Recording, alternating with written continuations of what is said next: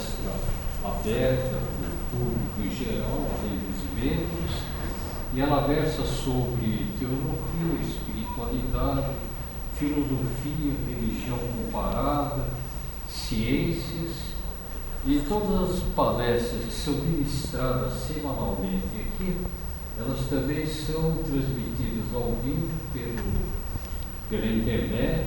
É só entrar nossa página no Facebook e acompanhar. E as palestras anteriores, de 2014 para cá, elas se encontram todas gravadas e disponibilizadas na internet também, mas aí no nosso site. É só acessar a parte de mídia, depois entrar na parte de vídeos e ali estão as palestras arquivadas. Bem, hoje nós estamos recebendo aqui mais uma vez o nosso irmão, um dos membros mais antigos da loja Liberdade, Dorival Teixeira. Dorival Teixeira, além de um dos membros mais antigos, também é bastante assíduo nas palestras, né? No ministramento de palestras. E hoje ele vai falar sobre os espíritos da natureza na mitologia brasileira. O Dorival é professor de física, um grande conhecedor também de mitologia, já falou sobre mitologia grega, mitologia romana, e hoje ele vai falar sobre a mitologia brasileira.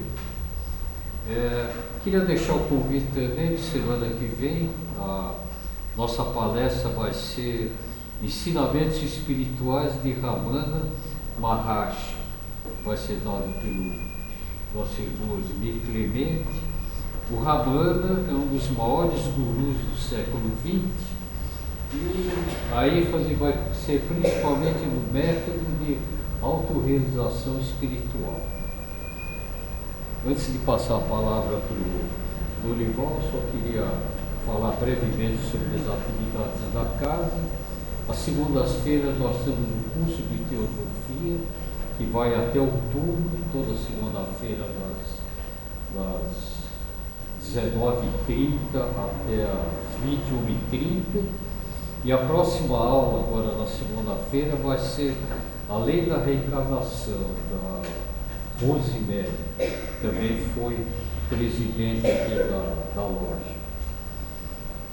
Às quartas-feiras nós estamos tendo um curso básico de astrologia com enfoque principalmente em relacionamentos. O Antônio Carlos Jorge, também um ex-presidente da loja e astrólogo, está dando esse curso. Nós estamos na 8ª aula. Como são 20 aulas e o material está muito bem organizado, apostilado, na forma de transparências e gravações, quem quiser participar, dá tempo ainda de acompanhar.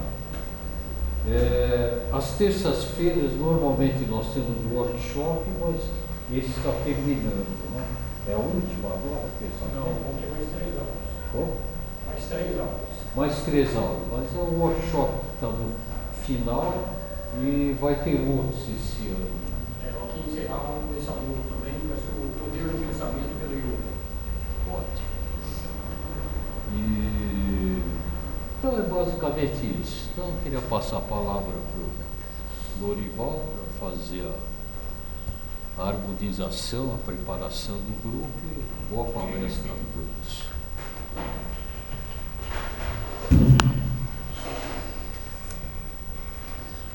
Vamos procurar ficar o mais confortável possível.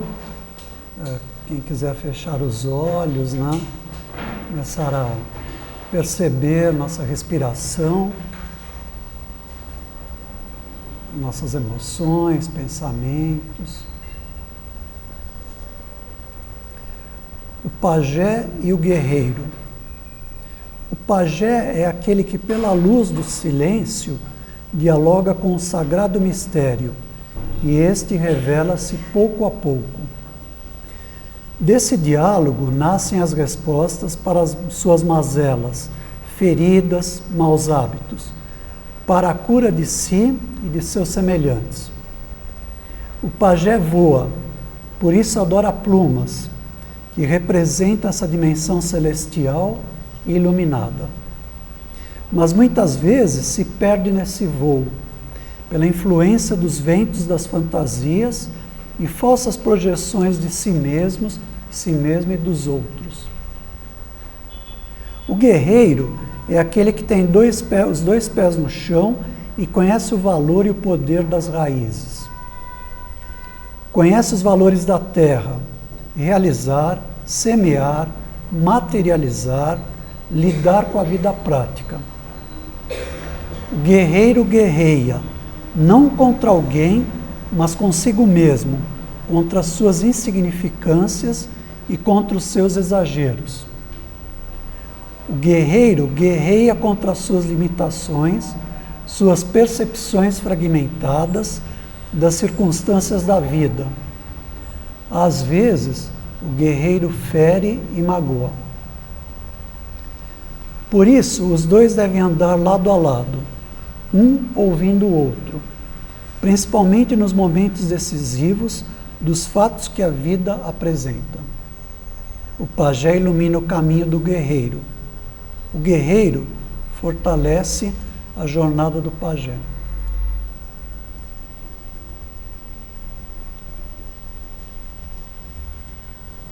Então, fazendo algumas respirações mais profundas, para a gente poder retornar aqui a consciência aqui para a sala, para a gente começar a conversar.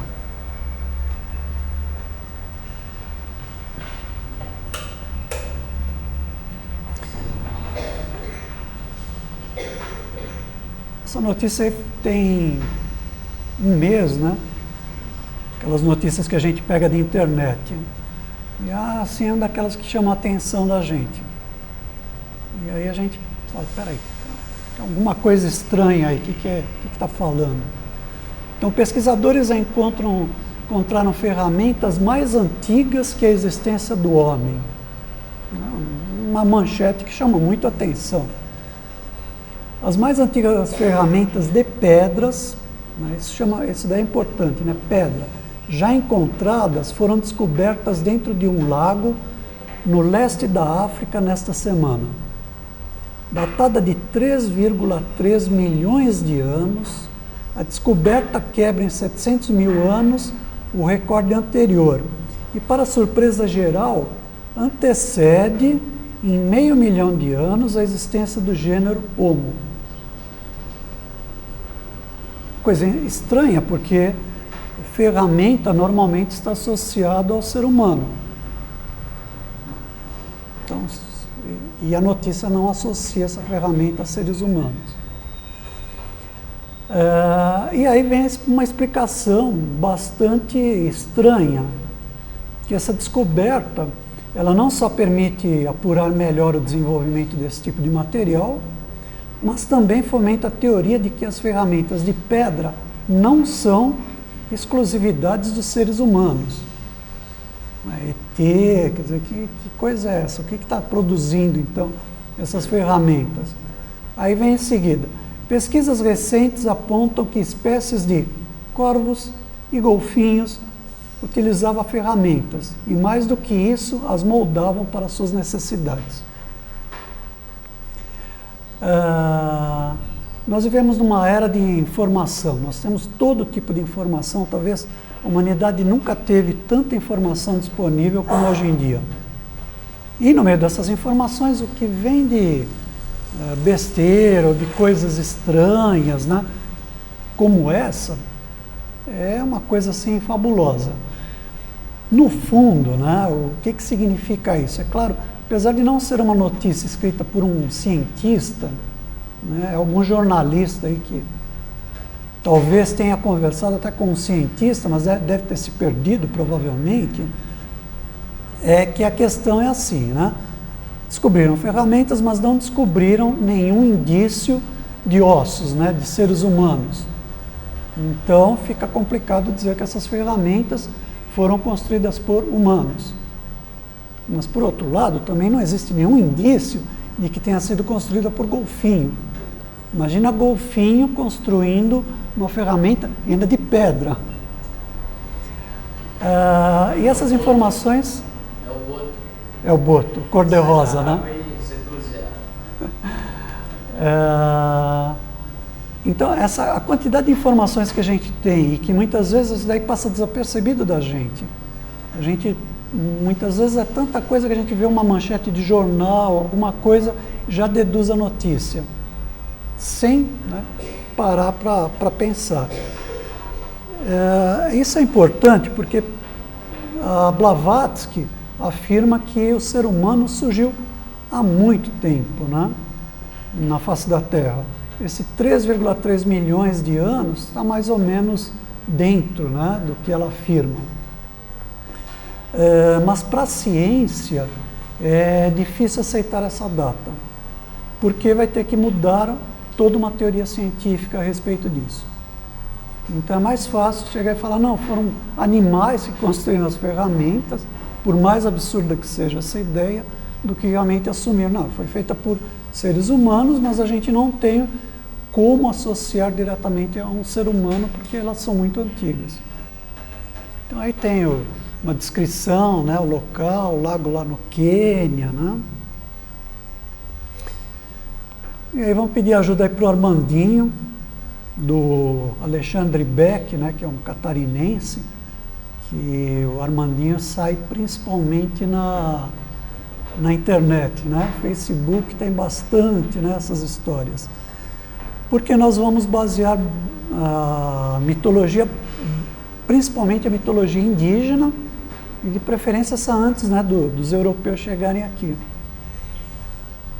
Esse quadrinho aí, o Armandinho seria assim a versão masculina e brasileira da Mafalda.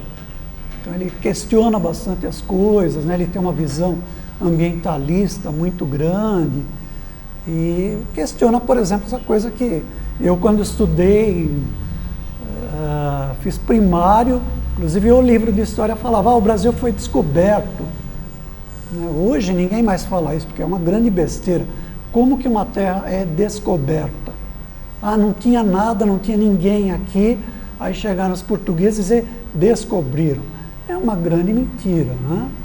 Então, mais uma vez, trabalhando com a informação.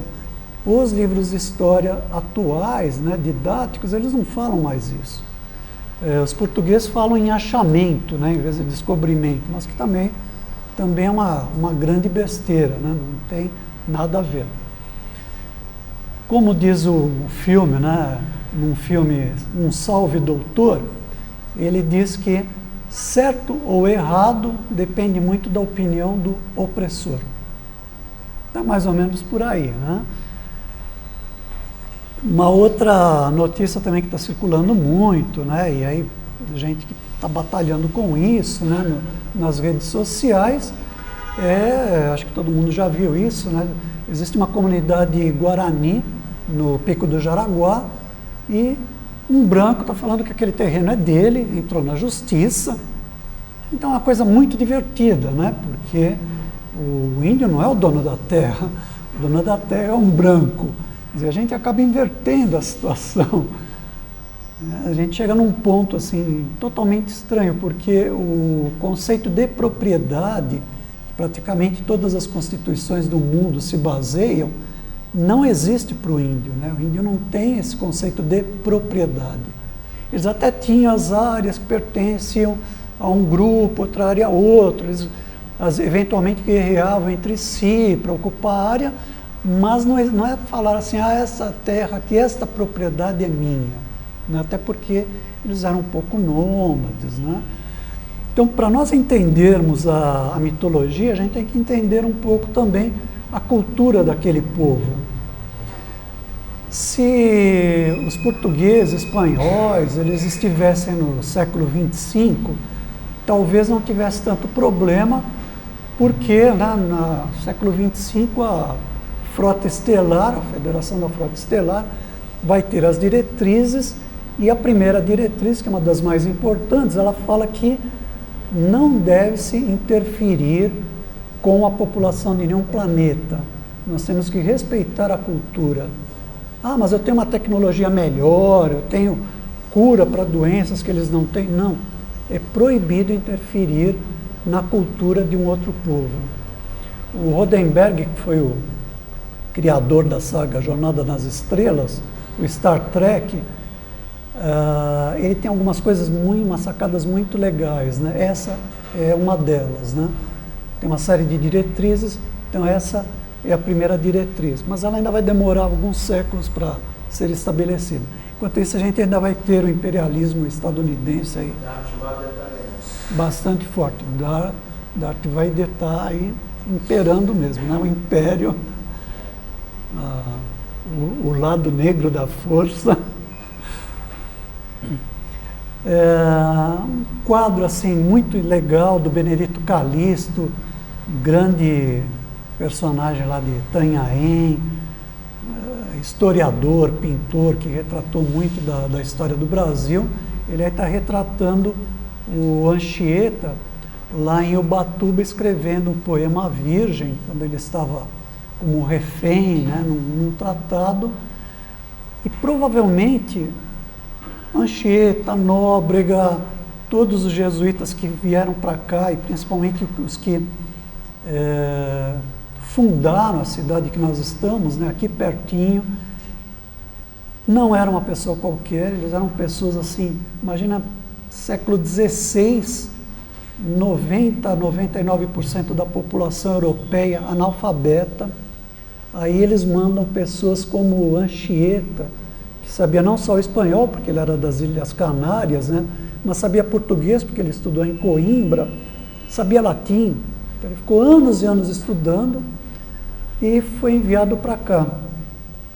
Isso é uma coisa muito interessante, porque um historiador paulista chamado Tito Lívio Ferreira, ele afirma que quem bancou as viagens portuguesas iniciais, desde Dom Henrique e até a época do descobrimento, foi a Ordem de Cristo.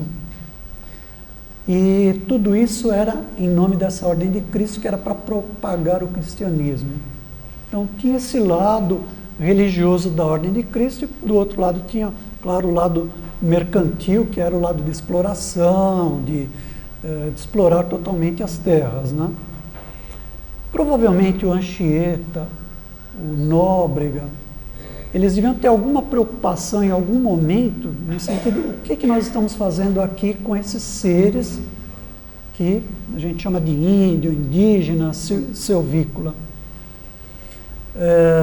Cândido Rondon, que depois, na década de 40, mais ou menos, ele fez as expedições para o centro-oeste, né, para desbravar, ele tinha como lema matar nunca, morrer se preciso. Então, apesar de militar, ele tinha essa coisa humanista muito forte, né? Ele foi um grande brasileiro. E quem assistiu o filme Xingu, quem não assistiu, assista, porque vale a pena. Tem um momento que os irmãos Cláudio e Orlando Vilas Boas, eles têm uma ordem de avançar, entrar em contato com uma tribo que ainda não tinha contato com os não índios, né? E eles se questionam, o que nós estamos fazendo? Será que vale a pena nós entrarmos com a nossa cultura? Porque tinha toda uma turma de latifundiários ali querendo tomar conta das terras, por um lado, governo do outro.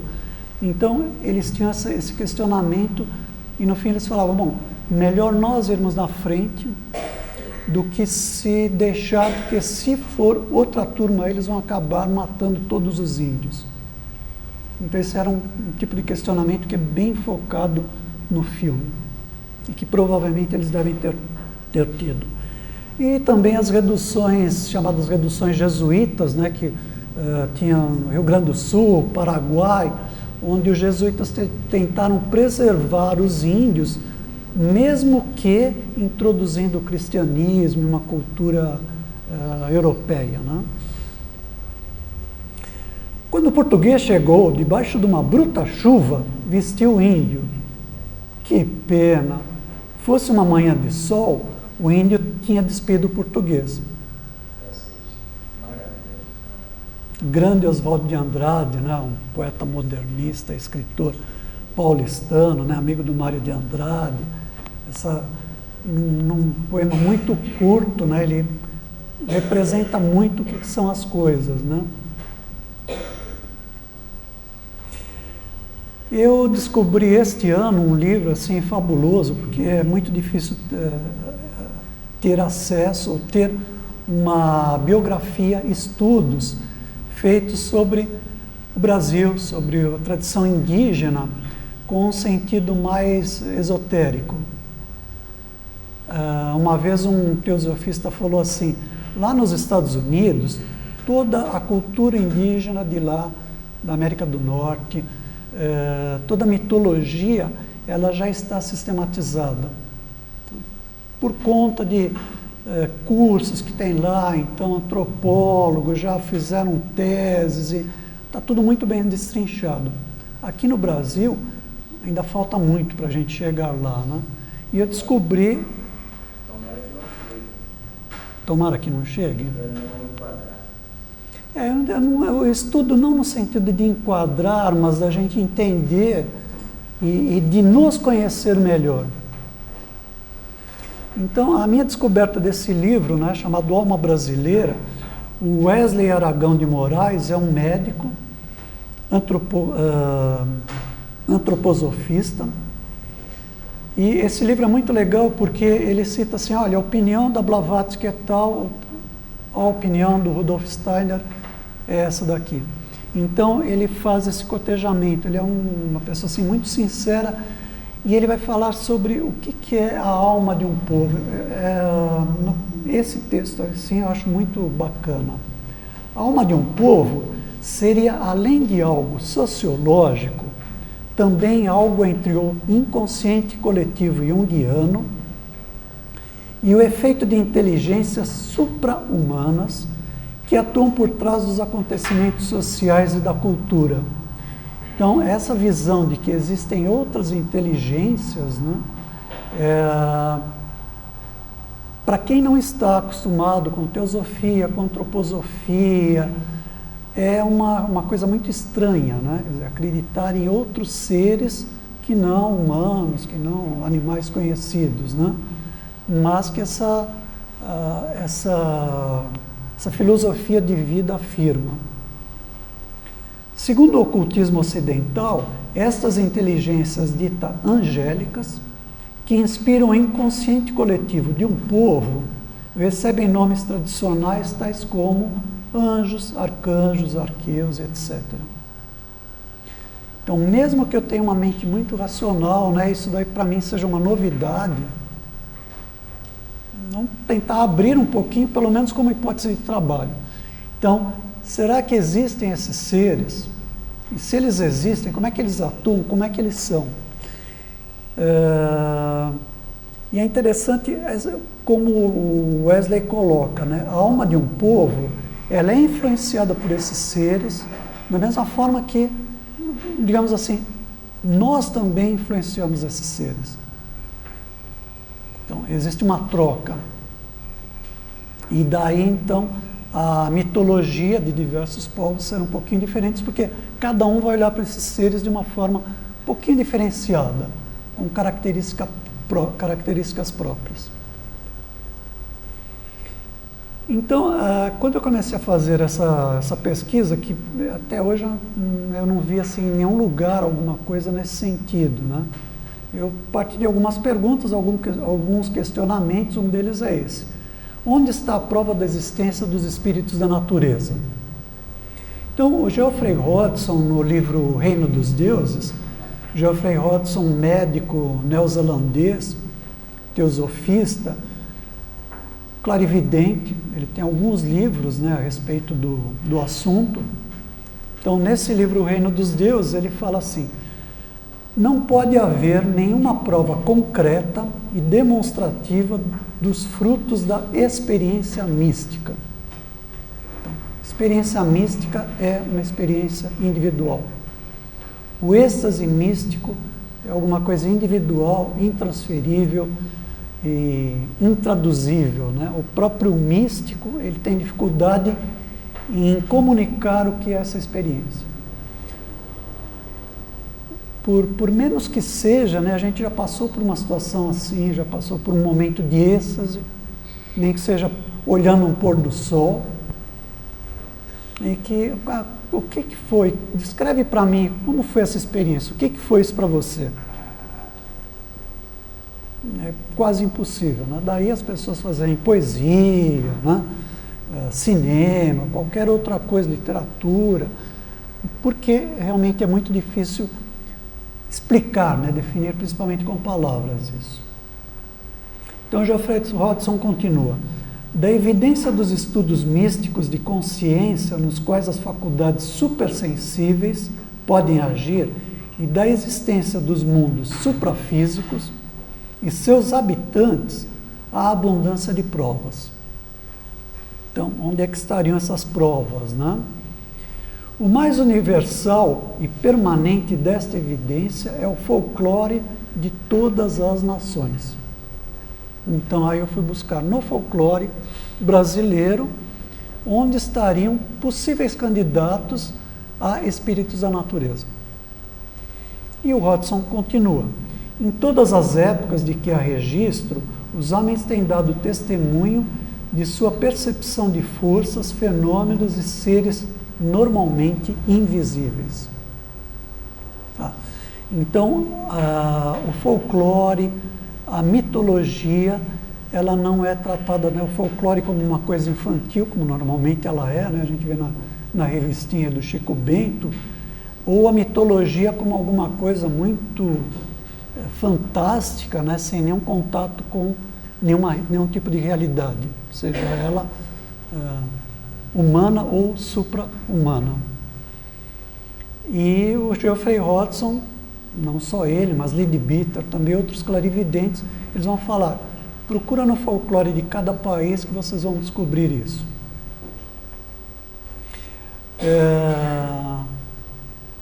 Aí a gente tem algumas figuras, né, que depois a gente vai comentar, junto com Chico Bento.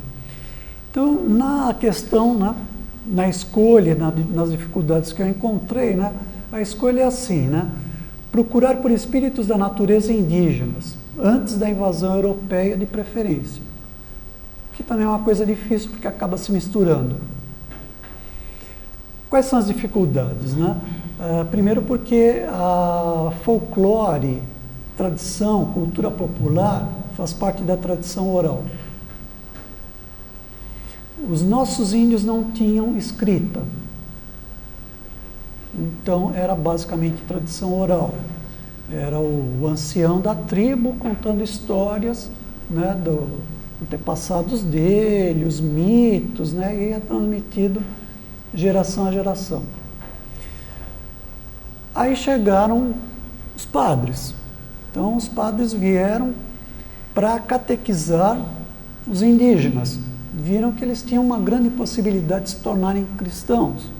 Aquela questão de influenciar a cultura de um povo, né? De não respeitar a cultura de um povo. Imagina um português ouvindo um índio falar. É a mesma coisa que vem um estrangeiro aqui, não conhece bem português, aí ele escuta um baiano falar uma frase, e depois um rio-grandense do sul.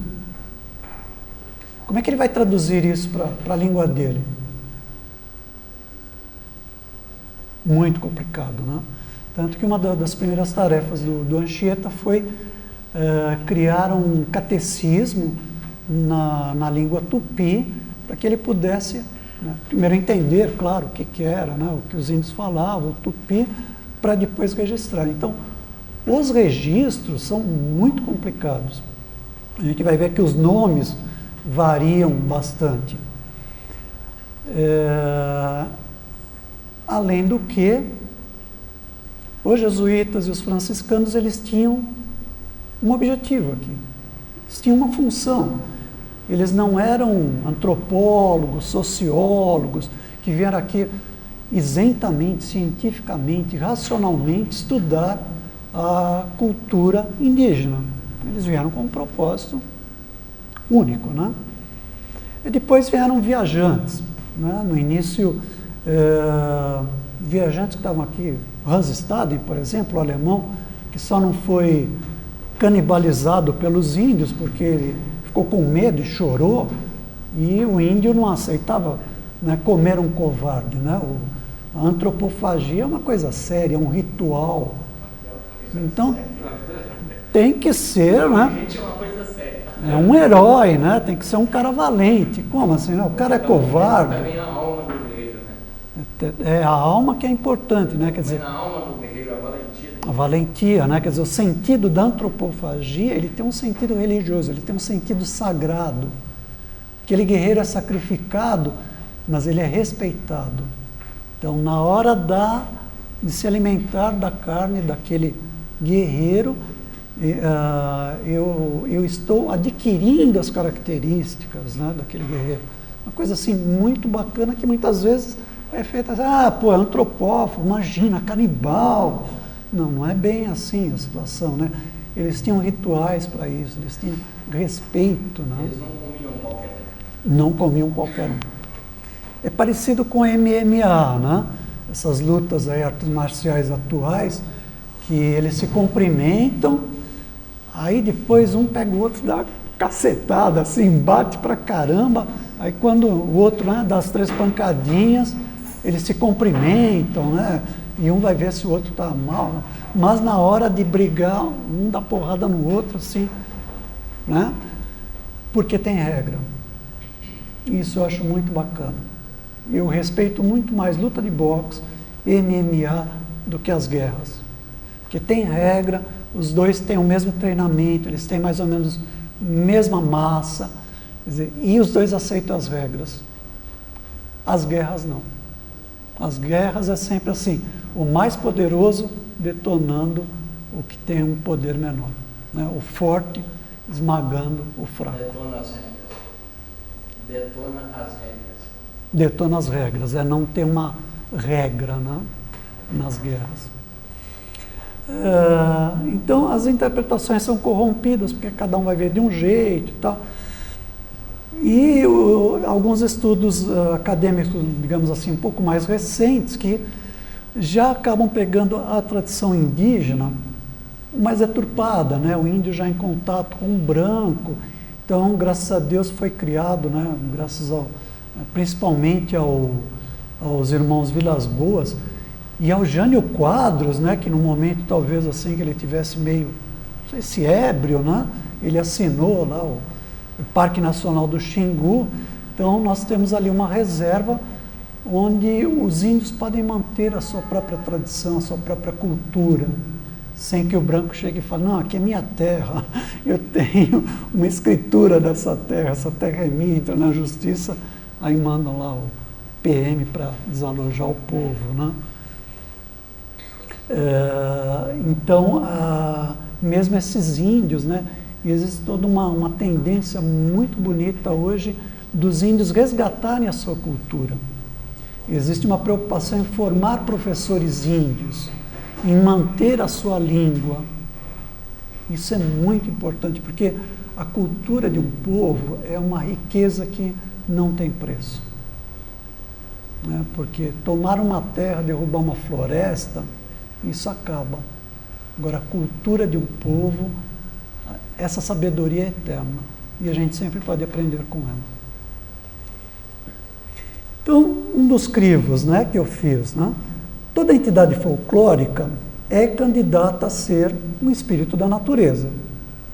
Porém, nem toda entidade folclórica é um espírito da natureza. Esse foi um crivo que eu acabei pondo para mim. Essa capa aí da Turma da Mônica é interessante, né, porque eu me vejo um pouco nisso, né? Eu vejo essas histórias assim, só que esses seres, eles provavelmente estão assim ao meu redor. Mas eu não tenho percepção porque eles não são entidades físicas, né? Eles têm uma matéria, ou eles existem num plano etérico, num plano astral, que eu não tenho percepção disso.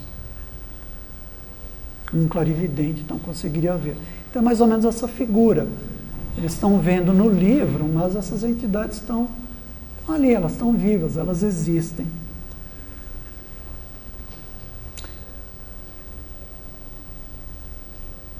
O índio é voltado para a natureza, ele vive com a natureza, né? Ele não tem essa coisa, precisamos conservar a natureza, precisamos preservar o ambiente, porque é o próprio lar dele, né? Então ele tem respeito por isso, ele tem respeito pelas coisas vivas, né? Enquanto eu fico assim, tentando estudar, tentando entender a vida una, a vida que anima todas as coisas, eles vivem isso, né? Então, Manuel da Nóbrega também, junto com Anchieta, foram um dos fundadores aqui da cidade. E talvez São Paulo seja, se não a única, mas talvez, provavelmente a maior cidade do mundo que surgiu de uma escola. Coisa que muitas vezes a gente não se dá conta disso, né? Nós não preservamos nossos valores. Então, o Manuel da Nóbrega chegou aqui em 1549. Os portugueses estavam chegando aqui em torno de uns 50 anos, né? Num primeiro momento eles não se interessaram muito, aí quando viram que espanhóis, franceses, ingleses estavam chegando por aqui, eles resolveram assumir, né? Então, o Manuel da Nóbrega, como também Anchieta, eles acabam escrevendo, né? Então eles eram alfabetizados, eram pessoas cultas, escreviam cartas para mandar para Portugal, para a Ordem de Cristo, para suas ordens religiosas, no caso jesuítas, escrevendo o que eles viam aqui e como eles poderiam cristianizar os indígenas. Então, são talvez os primeiros relatos, né, que nós temos. Não com a visão do índio, né, mas com a visão de um europeu. Essa gentilidade nenhuma coisa adora, nem conhecem a Deus. Somente aos trovões chamam Tupane.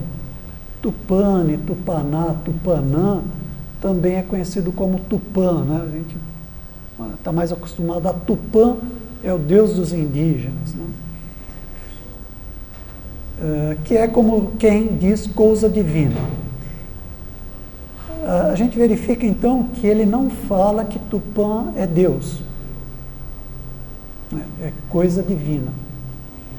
E assim, nós não temos outro vocabulário mais conveniente para trazer ao conhecimento de Deus que chamar-lhe Pai Tupani.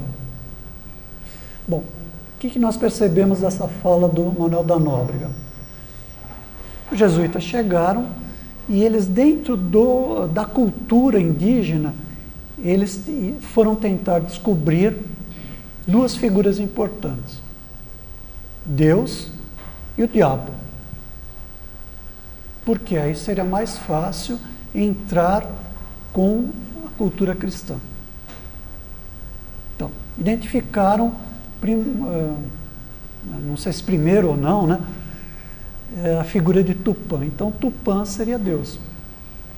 Tupã, que a gente vê em muitos, pelo menos na minha época, né, livro didático falava isso, que os índios adoravam a Tupã, Tupã era Deus. Isso não fica claro em nenhum dos estudos. Existem duas versões sobre Tupã. Que ele seria algo relativo realmente ao trovão. Então, Sol. Oi? Sol. Sol? Não. Trovão mesmo. O Sol é Guaraci. É uma outra divindade. Tá? Então, o Tupã, ele é um fenômeno da natureza, ou estava relacionado. Os índios tinham muito medo. Imagina, o índio saía para caçar, ou ia fazer uma viagem, visitar amigos de outra tribo, e caiu uma chuva, e eles estavam no meio de uma floresta. E aí tem trovão. Eles não tinham tenda para acampar, eles não tinham roupas impermeáveis, não tinham nada, e provavelmente eles deviam ter visto, né, o que um trovão, um relâmpago causa numa árvore, por exemplo. E é um barulho estrondoso. Então, Os relatos dizem que os índios tinham medo do trovão. Então, existe uma das versões aqui, ele chamava o trovão de Tupã, ou Tupane, ou Tupanã, e outra é que também, ao mesmo tempo, era uma divindade. Então, essas coisas se misturam, fenômenos da natureza com a divindade. Mas os portugueses, né, os jesuítas, identificaram, então, então Deus a gente vai chamar de Tupã, Pai Tupã, alguma coisa assim. Luiz da Câmara Cascudo, um dos maiores folcloristas brasileiros, né, nascido no Rio Grande do Norte, ele tem um dicionário do folclore brasileiro, que eu me baseei bastante, e também, principalmente, geografia dos mitos brasileiros. E ele fala categoricamente a respeito de Tupã. Creio um Deus criado pela catequese católica no século XVI, então anos 1500, né? E nome imposto pelo hábito às crianças e aos catecúmenos. Então, um folclorista falando isso. E aí nós temos uma figura moderna, né, representando essa divindade.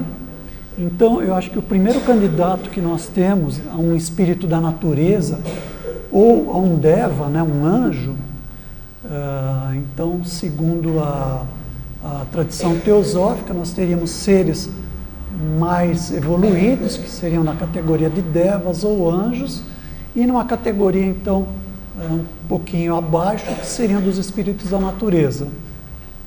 Então, o Tupã, ele pode ser, inclusive, ele pode ser não um espírito da natureza, enquanto ligado a fenômenos naturais, regente dos fenômenos naturais, ou eu posso vê-lo também como um deva, como um anjo. E pode também ser a mesma coisa, né? As duas coisas. Quer dizer, teria categorias de Tupã como deva e como, na manifestação física de trovão, como um espírito da natureza. Aqui uma outra figura, então, mais moderna, né? Barriga de tanquinho, né? Um jovem, mas também ilustrando o Tupã, né? Que acaba se aproximando muito de Zeus, grego, né? Ou Júpiter romano, que é o senhor dos trovões. Né? A gente vê muito Zeus, ficava bravo, não gostava de alguma coisa, ele jogava um relâmpagozinho em cima de alguém. Que eu saiba, o Tupã já era um cara mais legal e não queimava ninguém, assim, nenhum inimigo ou desavença dele. Então, ainda o Câmara Cascudo, agora na Geografia dos Mitos Brasileiros, ele fala, Tupã, ainda, né, reforçando mais, Tupã é uma criação erudita, europeia, branca, artificial. Seu culto foi dirigido pelos padres da catequese. E é o princípio do bem. Uma pesquisadora mais recente, né, década de 70, mais ou menos, francesa, que fez uma pesquisa sobre a Terra Sem Mal, que é um assunto também muito interessante, muito sagrado, né, para os índios, a Helene Clastrers, ela fala categoricamente. Então ela cita Monan, ou às vezes aparece como Maíra Monan. Se Monan é o Deus criador, Tupã é o Deus destruidor. Por quê, né? Porque os relâmpagos algumas vezes podem trazer uma destruição. Então, da mesma forma que Brahma, na tradição indiana, é o criador, Shiva é o destruidor.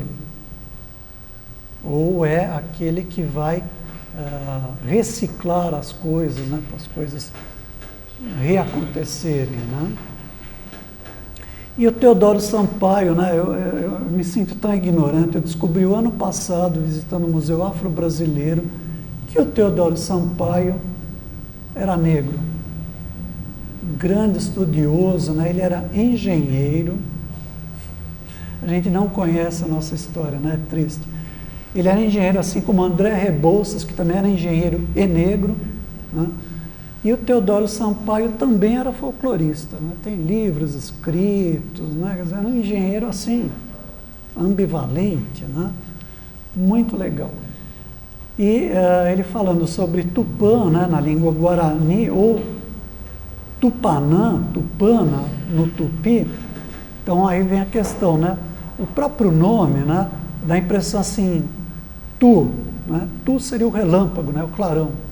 Pan é o próprio ruído, né, que é o que mais assusta a gente, né? A gente devia assustar com o clarão, né? Se eu percebi o clarão e ainda estou com a consciência, tal, tudo bem, eu me salvei. Só que a gente se assusta com o estrondo, né? Quanto mais distante assim, esse tempo entre uma coisa e outra, porque o fenômeno aconteceu mais longe. Se eu não fui destruído no clarão, tranquilo. O problema é quando o clarão, né, o relâmpago e o som, o trovão, foram ao mesmo tempo, porque ele pode ter caído na minha cabeça. Aí ocorre um sério risco, né? As próprias, talvez a língua indígena, ou as várias línguas indígenas, tenham relação com o japonês, no sentido, a língua japonesa pega muito som da natureza, né, para transformar em palavras. Então, talvez as línguas indígenas tenham essa característica. Bom, então a gente já falou assim, os jesuítas descobriram Deus, que legal. Bom, agora precisa descobrir a figura do demônio. O Câmara Cascudo, ele começa falando que primeiro eles descobriram o demônio, né, que é o tal do Jurupari. O Jurupari, e aí a gente tem que entender, né, eram várias tribos distintas, com culturas distintas, né? O território brasileiro é muito grande, né? Só que o Jurupari, ele é uma figura praticamente conhecida nessa região que a gente chama de Brasil todo. Tá? E a gente vai ver com um outro nome diferente. Ainda hoje o Jurupari é cultuado. Então existem máscaras referentes a ele, existem rituais que ainda são feitos.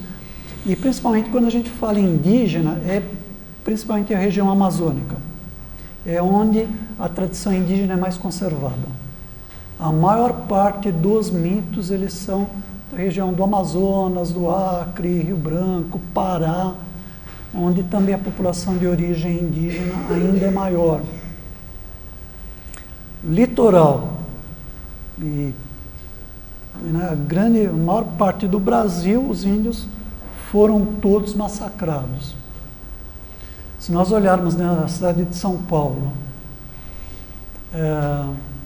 aqui nós temos a Tabatinguera, nome de origem indígena. Eu nasci,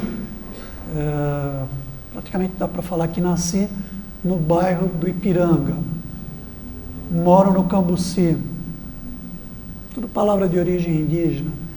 Anhangabaú, Vale do Anhangabaú, e Morumbi. Quer dizer, se a gente for ver, as localidades, os bairros aqui, a maioria são de origem tupi. E os paulistas até século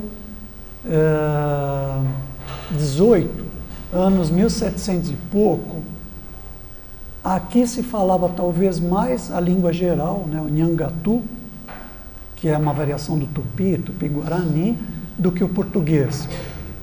Existem relatos quando no Nordeste precisavam de alguém para acabar com um quilombo, alguma coisa, eles chamavam os bandeirantes. Bandeirante não, um cara paulista. Aí esse bandeirante chegava lá, os nordestinos tinham dificuldade de entender o que falavam, né? Um borba-gato, um anhanguera, e achavam eles extremamente rudes, porque eles eram uma mistura de indígena com português. Eram seres assim, meio abrutalhados. Não que os índios fossem, né? Mas eles pegaram talvez o que tivesse o de pior de cada cultura. E só com o Marquês de Pombal em Portugal, aí ele mandou os jesuítas de volta, acabou, né? Aqui então depois vieram os franciscanos mesmo, tomar conta, e ele proibiu que aqui no Brasil se usasse a língua geral. Senão, nós, principalmente aqui em São Paulo, nós seríamos um povo bilíngue, que nem os paraguaios. Então, a partir daí é que realmente... e por isso que tive uma época que eu falei assim, pô, quando é que começa a literatura paulista? Ela começa tardiamente, né? A gente tem década de 20, né, do século passado, os modernistas, um pouquinho antes os pré-modernistas. E antes? Praticamente não existia literatura produzida em São Paulo. São Paulo cresceu depois, com industrialização, não sei o quê, mas registros, coisas daqui, muito raro. Professor, é dito que em São Paulo os indígenas falavam Tupi-Guarani. É dito isso, né? Mas o fato é que aqui na nossa região, que foi onde a cidade foi fundada, eram os índios Piratininga. Eles falavam o quê? Tupi ou eles tinham a língua deles mesmo? Como é que funcionava esse sistema de... Eu não vou saber assim, detalhar exatamente qual era a língua que eles falavam. Os jesuítas, né, eles acabaram criando uma chamada língua geral, que era esse Nhangatu, que era pegando um pouquinho de cada língua. O que muitas vezes a gente fala assim, Tupi-Guarani, né? Então eram culturas próximas, mas cada uma tinha uma língua diferente.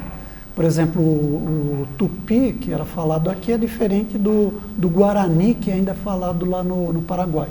Existiam... No Brasil, pelo que se sabe, tem duas grandes línguas, Tupi-Guarani e Crena-Cairore, são duas cepas. Dentro disso tem centenas de variáveis.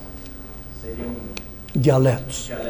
Uhum. As duas grandes cepas, Tupi é uma, Guarani é outra, se juntou, ainda assim, centenas de variáveis.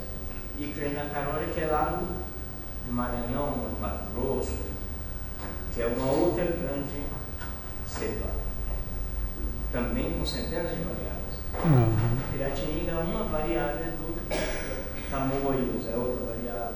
Então não seria uma língua, cada um desses povos não teria sua própria língua? O que eles seriam era uma variável dessa língua maior? Seria isso? Não, ao contrário, né? Essa língua maior foi criada artificialmente, uma espécie de Esperanto, porque os europeus precisavam se comunicar com os índios, seja pela catequese, seja pela exploração do pau-brasil, seja para saber onde é que tem ouro, prata, né? Eles tinham que se comunicar. Então, a extensão do litoral brasileiro é muito grande, e aí eles precisavam ter uma língua comum.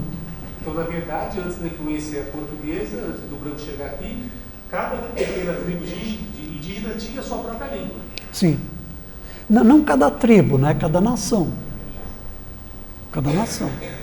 Então, quando a gente fala Tupi-Guarani, aqui se falava Tupi-Guarani, você entendeu bem o que devia ser isso. Não é que existia essa língua para todas as tribos, era só um grupo maior? Eram alguns grupos, né? Inclusive, tem um professor na USP que ele dá aula, ele nem fala Tupi-Guarani, ele fala língua Tupi, ele fala Tupi antigo. Então, no nosso caso aqui, essa região onde realmente foi fundado o colégio, que eram os Piratininga, eles não tinham a língua deles lá para Piratininga? Eles usavam a língua Tupi? Como é que funcionava aí? Ou eles tinham... Não, o que eles moravam aqui basicamente eram da nação Tupi. Então a língua era Tupi? Sim, sim. Não tinha uma língua Piratininga específica, não? Era um Tupi Não. Piratininga é um nome de uma região. Então tem mais a ver com a região. Com a região. Tudo, na verdade, era... Por isso que quando fundam o colégio aqui, primeiro na realidade existe Santo André da Borda do Campo, né? Borda do Campo que já estava no extremo, quase no litoral. Depois é que eles vêm para cá e fundam São Paulo dos Campos de Piratininga. Isso os europeus. Então Piratininga é o local. E não necessariamente o nome de uma tribo? Não é nome de tribo. Aqui, quem que era? Na época quando os jesuítas chegaram? Eram várias, né? Não dá para dizer que era uma só, né?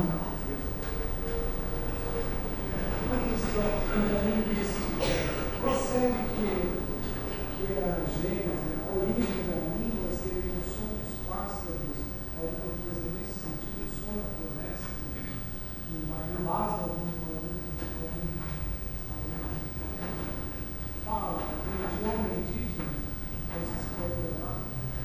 Não, na comprovação eu não sei se existe, eu nunca cheguei a ver, né? Eu só citei o caso do Tupã, porque parece.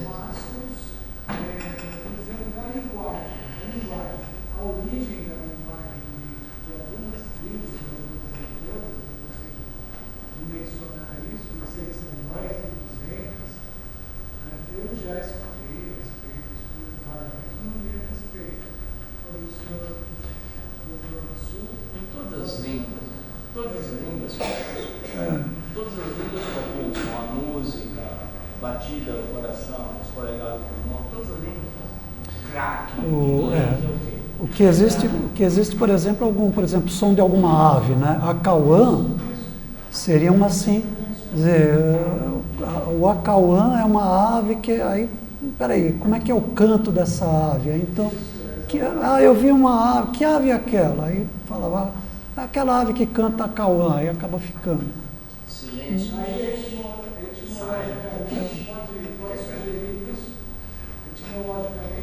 Para alguma coisa sim, para outras é difícil saber a origem, né? Por que mesa chama mesa? Origem, a gente não sabe a origem na realidade de nenhuma língua, né? Isso se perde, né? A língua se transforma. A língua é viva, né? E a origem é difícil. Então, aí, voltando ao Jurapari, o Jurupari. Oi? A língua é viva e nós somos mortos. Eu ia anterior, você falou tanto, eu não estava esperando. Mas é mais ou menos o que a gente falou, né? O Jurupari, já adiantando a próxima figura, ele não tem uma representação física, então essa figura eu peguei de uma página do Facebook sobre mitos indígenas, que tem essa cara aí que eles colocaram, né? Mas o Jurupari era uma entidade não representada, né, fisicamente, pelos índios. E o Jurupari era assim, o nome Jurupari era principalmente na região mais ao norte. Para o sul, ele recebia o nome de Anhanga, que eu descobri que não é Anhangá. Né? O acento, né, é alguma coisa que a gente colocou. Na realidade, para os índios é Anhanga, não tem acento. Né? Anhangabaú, que é mais um nome indígena, que era o nome da região. Então, Jurupari e Anhanga seria o mesmo personagem, né? E ele existia no Brasil todo. A diferença é que o Jurupari não tinha uma representação e o Anhanga teria. Então essa daqui é uma figura mais moderna também. Eu acho interessante isso, né? Essa representação que desenhistas atuais fazem. Perdão, para...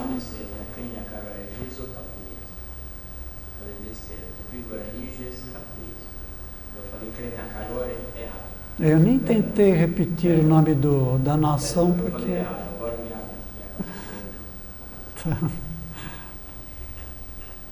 Bom, e o Anhanga, ele aparecia na forma de vários tipos de animais. O Oswaldo Orico, que era um folclorista da Amazônia, pai da Vanja Orico, que foi compositora, cantora, atriz, que morreu há uns anos atrás, ele tem também mitos e ameríndios e crendices amazônicas. Ele fala que uma das formas do Anhangá é que ele se transforma num veado vermelho. É a única referência que eu vi sobre um veado vermelho é a dele. A maioria dá como veado branco. Com os chifres cobertos de pelos, os olhos de fogo, então isso realmente todos falam, e com uma cruz no meio da testa. Então isso daí era como os índios viam o Anhangá. E isso me reporta ao Harry Potter. Então, das histórias do Harry Potter, ele invoca uma entidade, né? Poderia ser um espírito da natureza, através do Patronus, e aparece um veado. E é interessante que no filme é um veado branco. Não sei se lembram, né, do filme, mas me reportou bastante a isso. Não vejo filme de criança. Oi? Não vejo filme de criança. Te provocando. Eu tenho espírito infantil. Uma das ideias do Jurupari, até a própria palavra, né, que diz assim, é um espírito mau que incomoda quem está na rede, alguma coisa assim, ele seria um participante dos espíritos dos maus pensamentos que aparecem nos sonhos, né, e que causava pesadelo.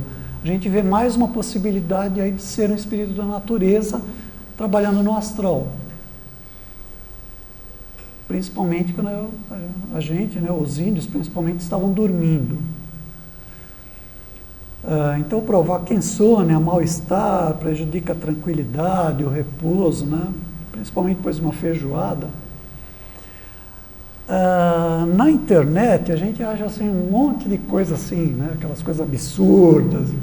E essa fotografia é interessante porque eles falam aquelas coisas assim, uma fotografia da menina que é criada no meio de veados, né, e coisa e tal, não diz de onde é, aquela coisa que não dá referência nenhuma, né, uma série de fotos sobre absurdos. Mas é interessante que uma fotografia noturna, provavelmente, lembrando, né, quando a gente tira foto noturna com flash, sem aquela película protetora, o olho fica vermelho, como seria do Anhangá. Só que os índios não tinham flash, não tinham máquina fotográfica. E é interessante que aparece uma menina e ela está tranquila aí no meio dos servos, uma boa. Dá a impressão realmente dela viver com eles, né? Eles não parecem, entre aspas, selvagens. A palavra Anhangá, ela vem da composição de Aiuá ou Aibá, que significa mal, e Angá, que é alma. Então, por isso que o Anhangá seria um espírito do mal. E o Anhangá, ele se manifestava basicamente como veado, mas não só como, né? Então, ele poderia aparecer como Mira Anhangá, então na forma de um humano, Tatu Anhangá, forma de um tatu, Suaçu Anhangá, ou Anhanga, aí que seria como um veado, Tapira Anhanga, como um boi. Para os pescadores, aparecia como Pirarucu Nhangá, ou, né, no caso de uma tartaruga, como Yurará Nhangá. Interessante a gente perceber essa identificação dos animais com o que, né, candidatos a espíritos da natureza. Com a atividade da pessoa, né? Se era mais caçador, se era mais pescador. Isso, também com a atividade. Como os índios vivem em contato com a natureza, talvez eles percebessem essas entidades supra-humanas que aqui em São Paulo, por exemplo, nós estamos embrutecidos com isso, nós não temos uma ligação com a natureza e a gente não consiga ver. Elevador Anhangá. Oi? Elevador Anhangá. Elevador Anhangá. Carro Anhangá. Pode ser. Que a gente não vê. A gente não vê mesmo. Professor, esse caso, por exemplo, ali do Tapira Anhanga, espírito de boi, isso pode ter sido já uma influência, porque nós não tínhamos o boi aqui antes da invasão branca, né? Então aí já foi uma influenciou inclusive no folclore. Então, e esse boi pode ser, né, como é tapira, pode ser uma anta também, né? Pode ser. Né? Mas você tem razão com relação ao boi, porque o boi não tinha aqui. A anta, né, que ela é chamada na língua indígena de tapir, isso daí sim, e a anta era um animal muito venerado, né, cultuado pelos indígenas. A anta é fauna nossa mesmo, né? Ela é fauna nossa, ela não foi importada. E assim, né, aquela coisa de professor, né?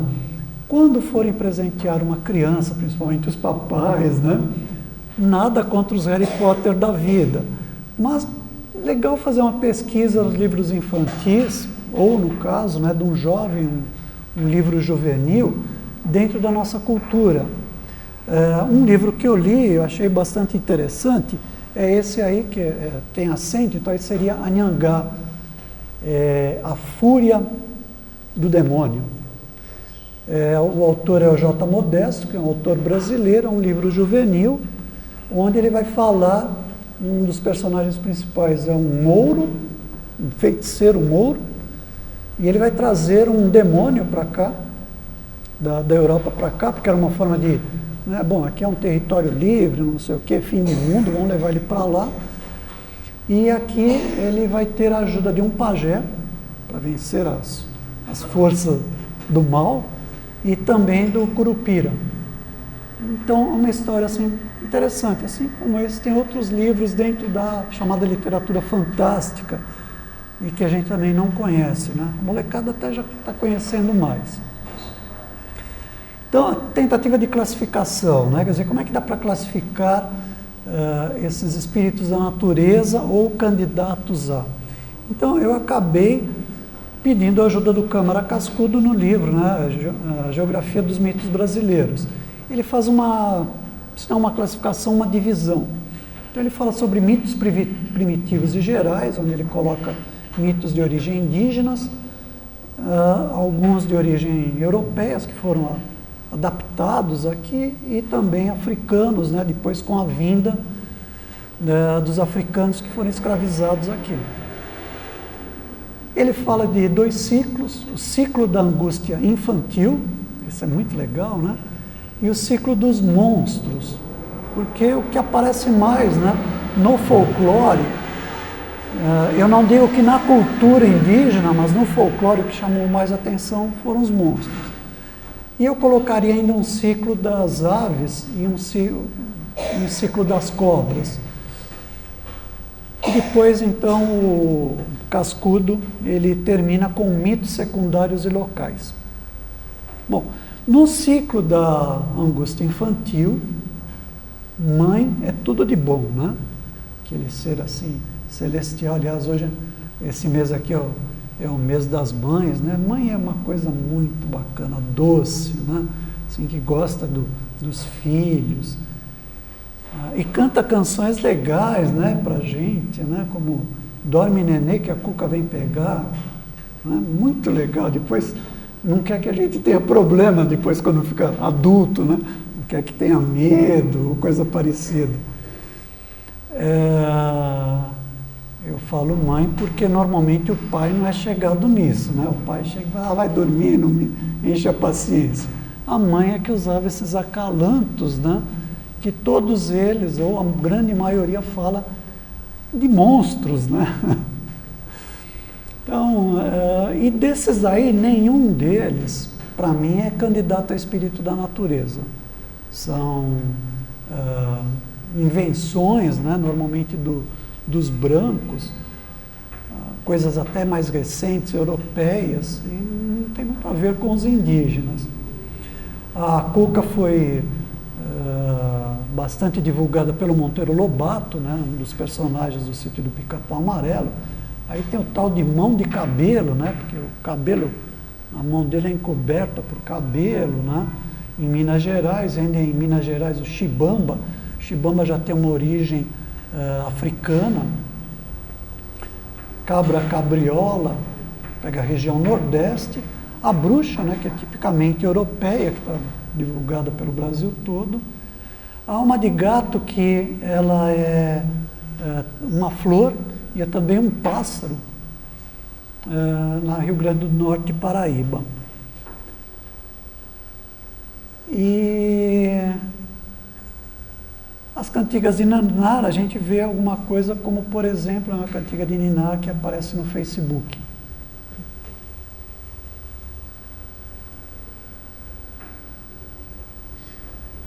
Sacanagem com as mulheres, né? Isso é provocação. Porque os homens também colocam fotos, Maria da né? Penha, Lê da Maria da Penha, é um perigo isso. E aí o ciclo dos monstros, né? Aí nós temos os dois primeiros candidatos, né? A espírito da natureza, os outros daí para frente não, né? E aí é o Câmara Cascudo que coloca no ciclo dos monstros. O Mapinguari a gente vai falar bastante, né? Região norte. O Capelobo também região norte. Aí daí para frente, né? Pé de garrafa, ele aparece muito já em literatura de cordel, uma coisa bem mais recente. O quibungo, de origem africana, né, até porque na Bahia.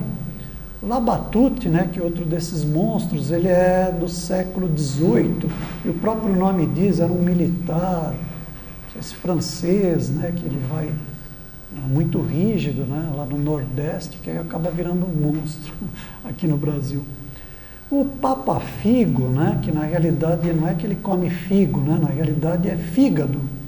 Então dizem que era os leprosos achavam que os leprosos comendo figo iam melhorar, então eram homens, né, que pegavam as crianças, roubavam as crianças para tirar o fígado e coisas do tipo. Que é muito parecido com o bicho-homem também, né, que é o meu monstro da infância, né, que é o homem do saco, que me atormentou, né? Terrível, né, porque década de 50 em São Paulo, os mendigos andavam com um saco de estopa, saco de batata nas costas, com pertence, e aí para a gente não ir para a rua, né, para ter aquele controle sobre o moleque, falava assim, não vai para a rua que o homem do saco te pega. E aí sempre que eu dormia encolhido, eu tinha pesadelo com o homem do saco. O homem do saco tinha me pegado, tinha posto no saco, estava me levando embora. Mas você saia na rua. Mas a gente ia para a rua mesmo assim, né? Então, os teosofistas, eles procuram não falar de monstro, né? Cultivando sempre o lado bom da gente, né? As coisas boas, porque se eu começo a falar de monstro, isso daí pode me influenciar ou puxar para o lado escuro da força. Por outro lado, a psicologia, a psicanálise, ela fala que todos nós temos os dois lados, né? Nós temos um lado que é o lado sombra. O Jung fala que nós temos que integrar a sombra junto com a nossa personalidade para poder atingir o self. O self seria uma espécie de iluminação, alguma coisa, se não iluminação, próximo disso. Quer dizer, essa integração, né, do nosso ser. Então são duas escolas, né? Dois caminhos diferentes, né? Uma que fala, nós temos que olhar também para a nossa sombra, para integrar, e tem os que falam, não, nós temos só que ter bons pensamentos, cultuar o belo, que é uma coisa perigosa, né? Na medida que eu deixo de lado não trabalho meu lado sombra, eu posso estar me enganando, né? É um risco bastante grande, né? Então, a pessoa que se voltar só para o lado luminoso, ela está bem no fio da navalha, né? Então, aí voltando para o Geoffrey Hodgson, duendes, elfos e gnomos aparecem nos países ocidentais, muitos como são descritos no folclore. Então, mais uma vez, ele frisando a questão do folclore. E ele fala assim, né? Em alguns países do Oriente, da América Central e do Sul, e aí eu vejo um preconceito, né? Apesar dele ser neozelandês, dele ser do hemisfério sul, ele viveu na Europa, né? Ele tem uma característica muito inglesa, né? Ele fala assim, suas formas são mais arcaicas e mesmo grotescas. Sacanagem isso, né? Por isso que a gente deve ter uma visão brasileira da teosofia. Não uma visão teosófica brasileira, porque isso não existe. Mas um olhar brasileiro sobre o conhecimento teosófico. Isso eu acho legal. Grotesco porque os duendes, elfos e gnomos têm mais afeição nórdica, né, lá da Europa, e os nossos não têm essa afeição. Nossos espíritos da natureza que vai ter a afeição dos povos daqui, né? Eu acho que ele achou grotesco porque ele não viu ele mesmo, né? Foi como Caetano Veloso fala, né? Não é tudo que é espelho, né? O que é diferente, né? Uhum. Então, o Mapinguari. O Mapinguari é um monstro que mata para comer. Ele vive com fome. É um gigante, né? Uma estatura maior do que o humano, pelos e cabelos longos, que recobrem quase que o corpo dele inteirinho, como se fosse um manto, mãos compridas e as unhas em garra. E ele só é vulnerável no umbigo. Então, a gente vai reparar que ele tem uma enorme boca. Essa boca ela varia de lugar desde de onde a gente tem a boca até o umbigo, mais ou menos. Mas está muitas vezes relacionado ao plexo solar. Quer dizer, essa questão do precisar comer, né, é alguma coisa ligada um pouco ao emocional. É muito interessante essa característica. E ele também é um ciclope, né, ele tem um olho só. Uma pergunta, esse Mapinguari, mas tem no mundo todo, vários nomes, né? Um homem grande, cheio de peludo, com um pé grande, que eles falam do norte. Na Europa também tem um outro tipo de nome, e no Himalaia tem um outro tipo de nome. É interessante que vários lugares do mundo têm a mesma criatura, igualzinha. Isso sempre aparece em muitas coisas. A explicação assim, por que aparece isso, né? O Jung fala, existe um inconsciente coletivo, né? E os mitos e os seres mitológicos têm muita semelhança entre si, porque nós temos um inconsciente pessoal e temos um inconsciente coletivo, que é universal. Fazendo uma analogia à tradição indiana, né, a gente pode falar a doutrina teosófica, ela vai nos falar dos registros akáshicos. Então, tudo que acontece, que aconteceu, que vai acontecer, estão nesses registros. E, de vez em quando, alguns de nós têm acesso a isso. Então, realmente, o que você falou, a gente vai ver o pé grande, você falou também No Himalaia, no Himalaia. Tem outro nome na Europa também, né? No norte da Europa tem outro nome também. E aí nós temos então uma fotografia, uma imagem do Mapinguari, que tem num dos museus de lá, jardins, né, no norte, e assim chamar a atenção que o Mapinguari é o da esquerda, né? Claro, eu estou brincando porque o cara que tirou essa fotografia, ele fez de propósito, ele levantou a camiseta, né? Aqui a gente vai ver a semelhança, né? Parece a boca do Mapinguari, né? Então ele está se divertindo, mas o jeito dele, né? A semelhança é bastante grande. Uma outra coisa com relação à figura anterior é que a gente vai ver aqui a boca do Mapinguari que está bem mais próxima, mais para baixo, próxima do umbigo mesmo, né?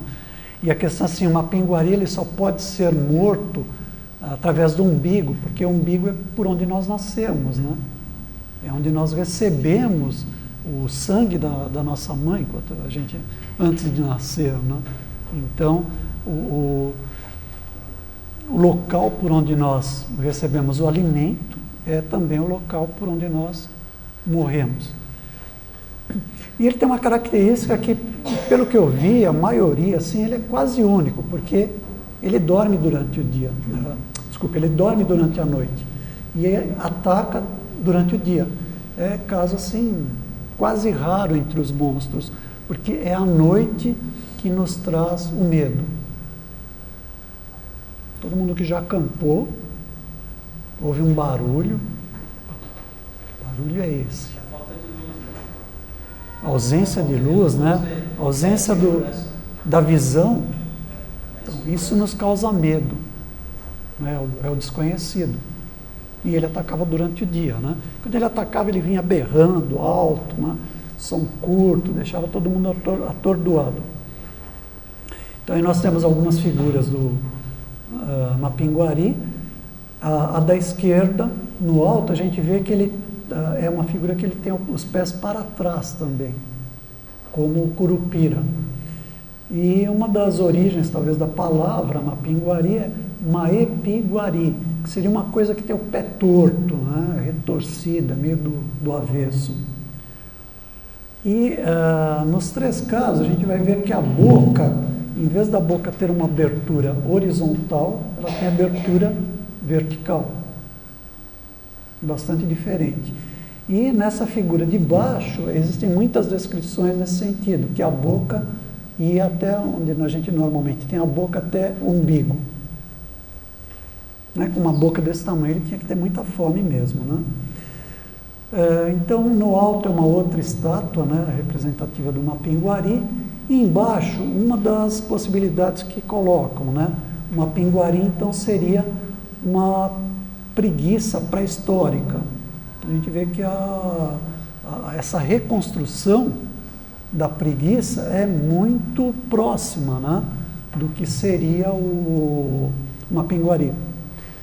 E a gente pode levantar uma questão. O Mapinguari seria uma recordação de tempos antigos, né, recordações da Lemúria antiga?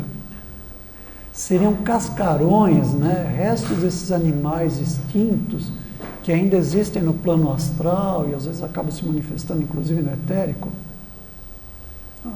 Então, coisa só para a gente pensar. Né? Monstro encontrado em Manaus. Moradores de um bairro humilde capturam e matam criatura que acreditava ser o lendário monstro Mapinguari. O bicho tem um olho só, dentes pontudos e uma elevação na cabeça que parece um chifre. Corta para mim.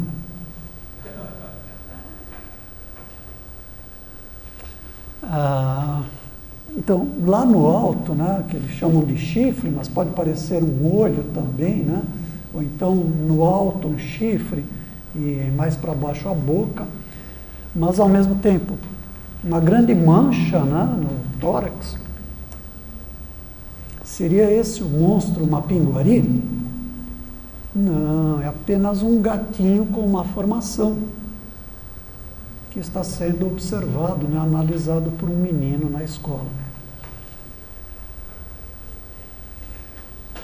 Aí voltando ao Geoffrey Hodgson, a despeito da grande separação, tanto no tempo como no espaço, há uma notável semelhança entre os mitos, as lendas e o folclore dos vários povos do mundo. Então, que é essa questão que você acabou de colocar, né? Existe realmente uma semelhança muito grande. Posso fazer uma colocação? Vemos Saci ali, né? Aqui na feira, 60 anos atrás, meu pai sempre fala, moleque, que há cavalos aqui, né? Tem uma via de gado, eu sempre morei aqui na feira. Todo dia de manhã ele ia buscar os cavalos. Ele sempre fala, isso ele sempre falou. E ele ia buscar mesmo e estava com tranças. Isso ele fala sempre. Minha mãe fala que já viu. Interessante, porque eles falam. E aí? Eles iam buscar os cavalos, ficavam longe, né? Eles saíam da cocheira, iam buscar longe, suado. Na peita, iam buscar lá na batida dos cavalos, suado, com tranças. Eu sempre achei que na Penha só morava um saci. Não, e é interessante que eles falam isso. Isso porque isso que é interessante, né? Colocação, e eles viram isso. E eles viram isso. Não é do Lorota, eles viram, meu tio via. Passaram a noite na hora. Não, era moleque, né? 10, 12 anos. A gente vai retomar essa história daqui a pouco. Vamos retomar essa história daqui a pouco. Então aqui mais ou menos ainda é uma repetição. Então vamos ao próximo, né? Capelobo. Também muitas vezes chamam de cupelobo. É uma região, né? Pará e Maranhão. E a gente já vê que o nome dele é híbrido, né? Porque ele tem capê, seria um nome indígena, que significa osso quebrado, torto, aleijado, e o nome lobo, né, que é europeu. Ele tem características de lobisomem e também ao mesmo tempo de vampiro. O Câmara Cascudo fala que existe muita história de lobisomem no folclore brasileiro. Inclusive aqui em Joanópolis, né, a terra do lobisomem, né, eles têm criação de lobisomens, tudo, né? Mas vampiro, o Câmara Cascudo fala que nós não temos vampiro. Então esse daqui seria talvez o único que tem uma característica de vampiro, né? Então ele vai aparecer duas formas possíveis, né? Uma na forma de um animal muito veloz, então aí já é uma mistura, né? Parecido com o cão. Então o cachorro também não existia aqui, o cachorro é importado. Aqui existia o lobo. Anta, então a anta sim é um animal brasileiro. O porco é o porco do mato, tamanduá, bastante nosso, né? Então é peludo, muito feio e vai perambular pelos campos, né, várzeas. Então essa é uma forma. E a outra forma é uma forma mais humana, né, com o focinho de tamanduá. Então aí é uma ilustração moderna. O pessoal que trabalha com RPG é um pessoal que está levantando o nosso folclore. Muito bacana isso, né? Então esse desenho é um desenho moderno do Capelobo. Não deixa os Yankees verem isso, não, que eles roubam. Sim, sim, a gente vai ver coisa aí escrita em inglês. Eles já estão roubando, né? Os Yankees já estão roubando o nosso folclore. Já estão se apossando dele. Porque nós não tomamos conta, né? Nós não nos apoderamos dele. Então, muitas vezes ele tem o pé com fundo de garrafa. Então, tem aquele ser lá, o pé de garrafa, que seria uma pata parecida com a do elefante, né? Cilíndrica. Ele mata cães e gatos, né? Então isso daqui já é uma coisa muito mais até doméstica, né? O animal matar cão e gato. Agora o mais interessante, né? Encontrando o bicho de porte ou um caçador, rasga-lhe a carótida e bebe o sangue. Isso é uma característica de vampiro. Opa! Só pode ser morto com um tiro na região umbilical. E aí, nós temos aí, em inglês, eles já estão tomando conta, né, da coisa. Nós vemos que nesse desenho é o pé de garrafa, um pé redondo, e texto todo em inglês, né, estudo aí, provavelmente já para detonar. Então, quando encontra um ser humano, o capelobo abraça. Então, é uma característica do tamanduá. O pessoal que lida com o tamanduá fala que não é para deixar o tamanduá agarrar, porque ele tem muita força, né, nos braços, porque ele precisa quebrar o cupinzeiro para tirar o cupim. E o tamanduá é tão inteligente que ele não destrói aquele cupim inteiro. Ele quebra, né, com a língua ele pega alguns cupinhos, depois ele vai em outro cupinzeiro, quebra mais uma parte. Né? Por quê? Ele não é capitalista, é um cara esperto, ele sabe se detonar tudo aquilo, ele não vai ter o almoço no dia seguinte. Então ele pega um pouquinho de cada um, e aí o problema é assim, é não deixar tamanduá agarrar. O Wilson gostou dessa, né? Ele só chuparia um pouquinho do cérebro nesse parede todo. Nesse caso, tá vendo? E O Osmi está querendo me bater.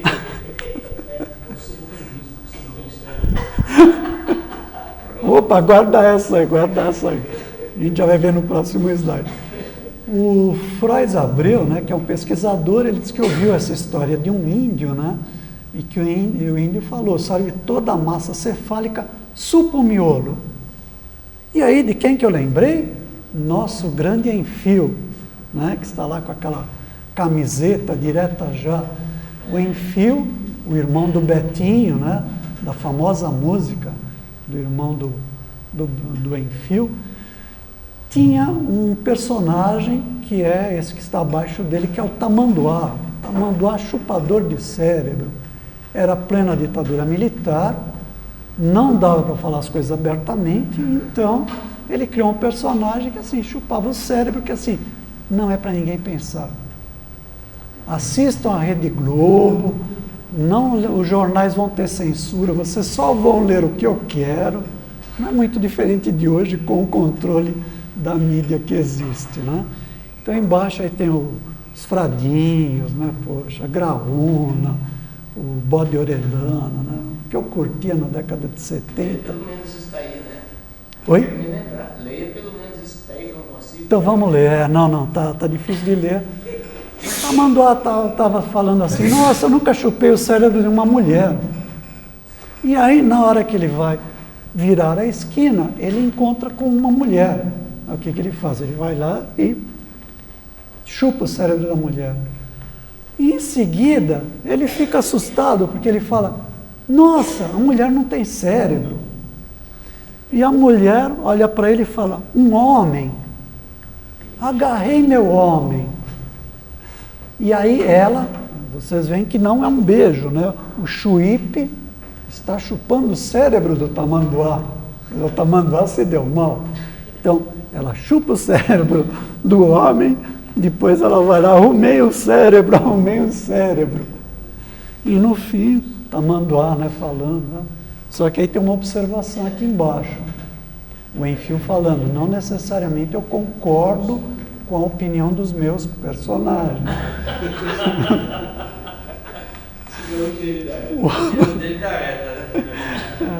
O Enfio era um cara assim, né? Ele era da linha do Abu Janra, né? Ele era um provocador. Ele não era um antifeminista, muito pelo contrário, né? Ele aparecia muito com a mãe dele. Ele tem um livro chamado Cartas à Mãe, né? Que eram cartas mesmo que ele escrevia para a mãe dele, lá de Belzonte, né? E era um cara assim muito aberto à discussão e tudo, e que ele, o Betinho e o outro irmão, os 3 irmãos, eram hemofílicos, né? E por transfusão de sangue acabaram morrendo por conta da AIDS, né? Muito cedo. O Enfio faz uma falta muito grande nos dias de hoje. À esquerda nós temos então o Copelobo, uma forma infantil, né? Que também é válido pegar esses personagens e trazer para as crianças, né? Oi? E do lado direito é esse livro aqui eu não li. O Anhangá eu li, esse daqui não, né? A Batalha Temerária contra o Capelobo. Então a gente vê aí na capa a figura de um índio, né? Parece um bandeirante, né? Então, existe muita literatura fantástica produzida aqui no Brasil, só que normalmente são editoras pequenas. Essa daí, por exemplo, é da Devir. A Devir é uma editora que fica lá na Teodoreto Souto, no grande bairro do Cambuci, né? São essas editoras pequenas que acabam publicando. Agora, entrando um pouquinho nos espíritos da natureza das águas, né? Dos monstros aquáticos, né? O Ipupiara é um deles. O Ipupiara seria da família das sereias, né? Só que no caso seria uma sereia macho, né? Um tritão. Então, uma figura meio humana, outra parte aquática. E aí o nosso amigo José de Anchieta, ele fala, há também nos rios outros fantasmas a que chamam, então, Ipupiara ou Igpupiara, porque Ig significa rio. Isto é, moradores da água, os quais geralmente matam os índios. E ele continua o relato dele. Não longe de nós há um rio habitado pelos cristãos, o qual antigamente os índios costumavam atravessar em pequenas embarcações, que fazem de um só tronco de árvore ou de sua casca, onde eram muitas vezes afogados por eles, antes que os cristãos lá fossem. Quer dizer, os cristãos resolveram todo o problema, acabaram com as igupiaras. Bom, a Igupiara é muito conhecida porque ela aparece em São Vicente. Esse relato dele, ali está Vicente, né? Porque é como, sei lá, talvez falassem na época, como interpretaram a escrita dele. Perto da Biquinha tem uma praça lá em São Vicente. Se forem, vão encontrar essa figura aqui em metal, que é a figura desse monstro lá de São Vicente. E o Pero Magalhães de Gandavo, ele era um gramático, era uma pessoa culta. tem livros de gramática. Ele veio de Portugal para o Brasil justamente para tentar escrever uma gramática, né, com a língua geral.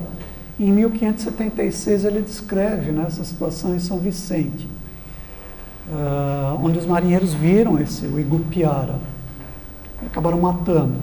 Então ele fala, tinha 15 palmos de comprimento e semeado de cabelos pelo corpo, e no focinho tinha umas sedas muito grandes como bigodes.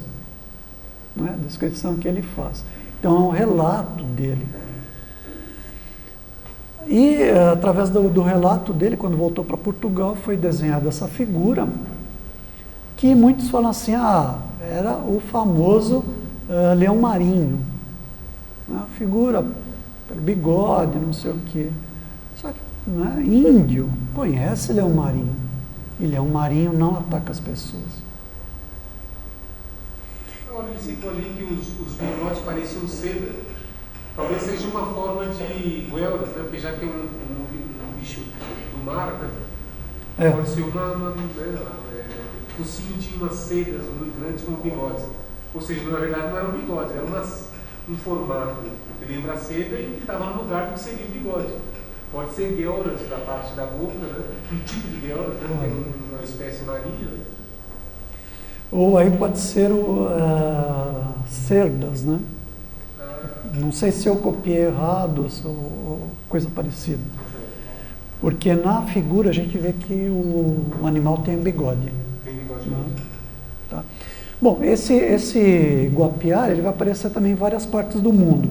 Essa daqui é uma figura descrita num livro por suíços e que provavelmente eles tenham se baseado na figura do Igupiara do Magalhães. Chamando a atenção aqui no caso, os seios, né, femininos, mas um órgão genital masculino. Quer dizer, a fantasia, quando o chamado Novo Mundo foi descoberto, isso daí atraiu a atenção dos europeus. Né? Era a grande notícia da época, né? Eles ficavam ávidos de notícias. Tá? Desde o Marco Polo, né, descrevendo a provável viagem dele à China, então esses relatos eram atraíam muito as pessoas. Então eles acabavam tendo esses relatos de viagem e pesquisado e tudo. Dentro da família do...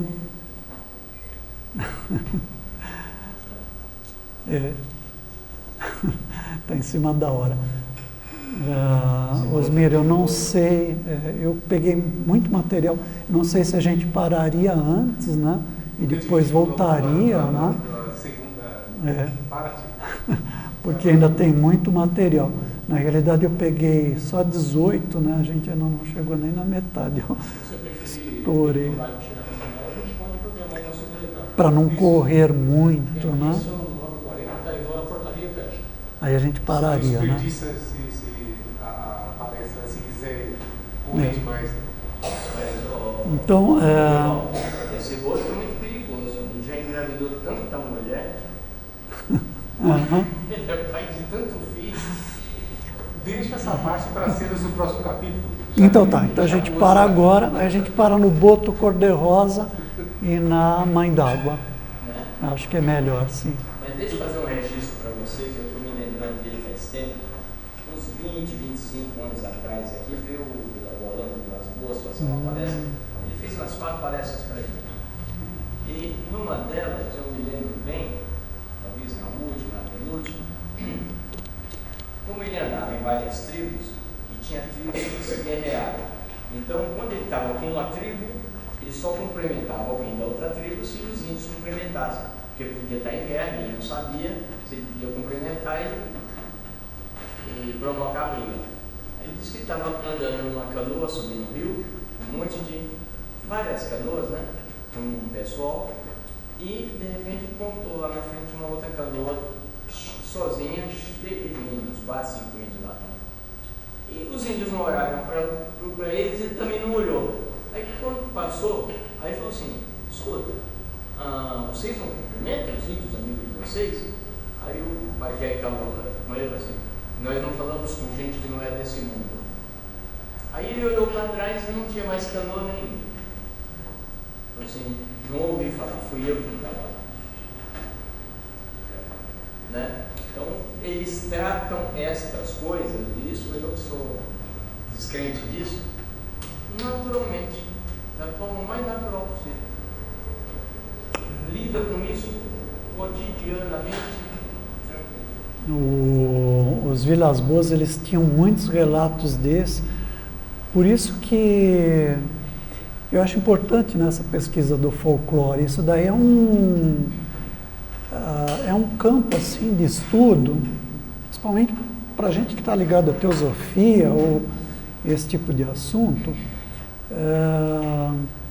totalmente inexplorado. E existe pouca literatura a respeito, né? Pouca pesquisa. Então, como eu me impus esse desafio, né, de fazer essas pesquisas, convido a todo mundo também, não só esse tipo de assunto, mas assuntos assim que têm relação com a nossa cultura, né? Quer dizer, descobrir a nossa alma, se apropriar da nossa cultura. Então vamos já adiantando alguma coisa aí para a próxima, né? Então, provavelmente a origem dele seja indígena. Existe um pássaro chamado martim pererê, que tem um canto estranho. Então, quando eu falei o ciclo das aves, né? Tem algumas aves, principalmente a ave noturna. Imagina à noite no meio da mata, aí a gente ouve um canto e para nós soa como um canto agourento, então dá medo. Na internet existe a possibilidade de a gente pegar alguns cantos de pássaros, né? Então o acauã, por exemplo,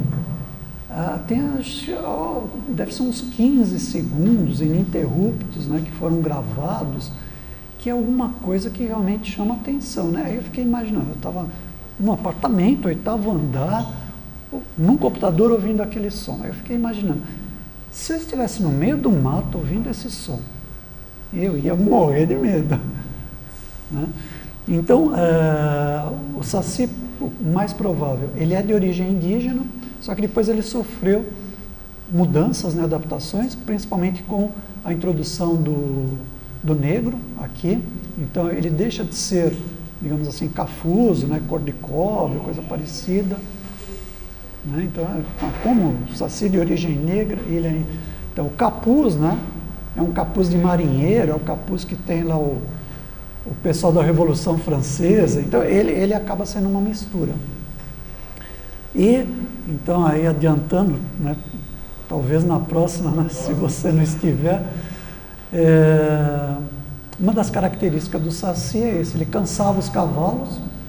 Então, o saci pegava o cavalo e andava com ele no prado, aí por isso que as pessoas viam, nossa, o cavalo amanheceu cansado e com a crina toda trançada.